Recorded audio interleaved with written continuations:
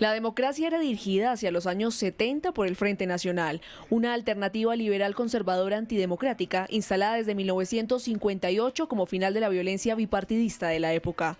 Muy pronto, en los años 60, fueron surgiendo grupos insurgentes como las FARC, el ELN y el EPL, en oposición armada frente a las dinámicas del sistema. El fraude electoral del 9 de abril de 1970, que puso en el poder a Misael Pastrana Borrero y que venció al general Rojas Pinilla, contribuyó decididamente en la fundación del M-19, integrado por jóvenes provenientes de distintas corrientes que se sumaron a tendencias marxistas y guevaristas en el ideal bolivariano. Su primer comandante fue el samario Jaime Bate Mancayón. Fue el grupo que se denominaba comuneros, que era gente que habían expulsado de las FARC o se habían ido de las FARC porque se habían aburrido de una organización que tenía mucho de dogma comunista, que era una organización muy campesina, que pensaba hacer una guerra de resistencia muy larga, mientras que, digamos, estos eran muchachos jóvenes que querían abreviar los tiempos de la guerra. Nuestro primer núcleo fundador venía de todas las tendencias de la izquierda en Colombia. Surgimos como un elemento de unidad, y no solamente unidad hacia el movimiento popular, sino también unidad hacia el movimiento guerrillero, y obviamente una unidad que cada día es más fraternal y más férrea. Nos cambiamos de nombre para ocultar la identidad familiar y real y cuidarnos de la inseguridad que generaba en ese tiempo nuestro adversario, que era el Estado, el establecimiento, el ejército, el DAS, la policía. 17 de enero de 1974, el M-19 roba la espada de Bolívar. Bolívar dijo que esa espada no descansaría hasta no ver justicia en la patria. Nosotros hemos dicho, cuando hace 12 años retomamos la espada de Bolívar, iniciamos nuestra vida política y militar, dimos la espada de Bolívar, pasa a las manos del pueblo y no descansará hasta no haber justicia en Colombia.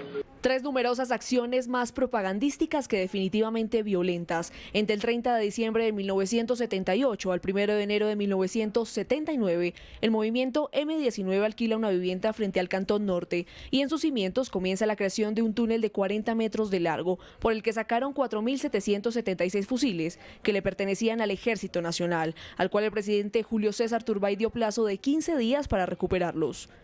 Fueron capturados en la arremetida del Estado 166 integrantes del M-19 que fueron expuestos durante 2 años ante un consejo verbal de guerra en la cárcel La Picota. La tortura ya estaba instalada en el país.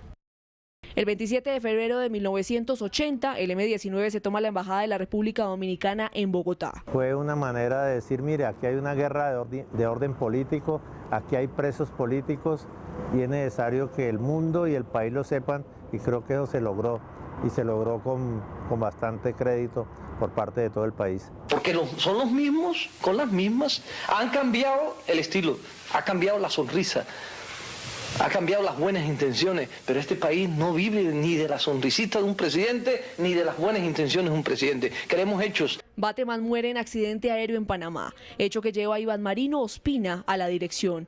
Muerto Ospina en un combate en Cali, asume la comandancia Álvaro Fayad Delgado. En noviembre de 1985, el M-19 irrumpe en las instalaciones del Palacio de Justicia. Los comandantes de 3 de las unidades están también adentro dirigiendo las operaciones. Hemos tenido algunas bajas, pero la gran mayoría de las bajas son de ellos y sobre todo hemos rescatado la casi totalidad, yo creo que la totalidad de los rehenes que se encontraban vivos. Se hizo para denunciar, para demandar que el gobierno, que en ese momento había roto las conversaciones con el M-19, replanteara de nuevo ese proceso de paz que se estaba desarrollando. Es increíble, el M-19 no es el que se ha tomado el Palacio de Justicia, se lo tomó los tanques del ejército.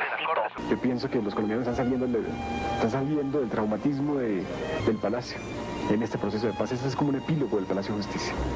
Pero todas las verdades del Palacio de Justicia empezarán a cobrar vida más adelante. Fue un error monumental, fue un error grave. Por supuesto, el Estado igualmente cometió un error aún más grave, que fue tratar de recuperar el Palacio pues, a punta de sangre y fuego, pero desde luego, como decía luego Pizarro, fue un acontecimiento donde perdimos todos. Torturas y barbaries fue lo suscitado y vivido en este tiempo de violencia y conflicto entre el gobierno y el movimiento M-19.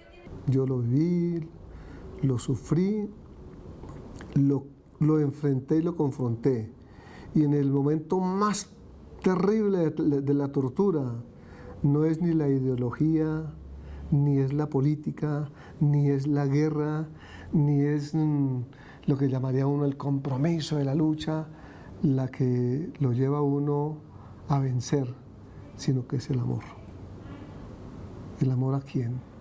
A su gente, a su pueblo, a sus compañeros, a ese Bateman. 13 de marzo de 1986. Álvaro Fayad, comandante del M-19, es asesinado por el gobierno. Todo en medio de un operativo en Bogotá. Y Carlos Pizarro llega a la comandancia, el cual finalmente firma la paz como un epílogo de los diálogos con el gobierno de Virgilio Barco. Entendimos desde siempre que la guerra no era el mejor camino y nos sentimos obligados a transcurrirla, pero siempre muy conscientes de salir de ella. Para el M-19 nunca fue un problema hablar de dejar las armas. Este es el primer ejemplo de un proceso en el cual se ha alcanzado el suficiente consenso para aclimatar la paz entre el Estado y una organización rebelde en actividad. Sin duda, esto tiene un significado especial para Colombia y también para todas aquellas naciones que luchan por encontrar una vía hacia la reconciliación nacional.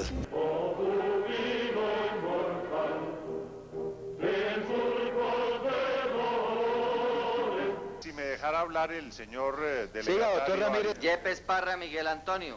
Creo que estamos en una feria muy complicada. La constituyente, digamos, dos cosas. En primer lugar, la reconciliación entre el M-19 y Álvaro Gómez Hurtado. Una cosa importantísima, porque Álvaro Gómez había sido secuestrado por el M-19. Y 2 años después fue un acuerdo entre él y yo, lo que le dio forma a la presidencia colegiada y lo que generó una asamblea constituyente de consenso. Y segundo, la nueva constitución, una constitución que fue muy avanzada en muchos aspectos: carta social de derechos, Estado social de derecho, derechos para los indígenas, derechos para las minorías, reconocimiento de que este país era mucho más complejo, aceptación de que hay no solamente católicos, sino también cristianos y otras religiones.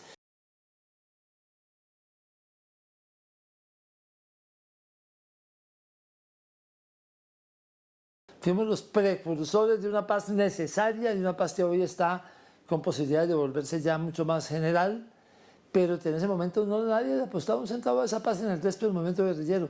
Y dijimos, aunque sea solos, este es el camino, vamos por él.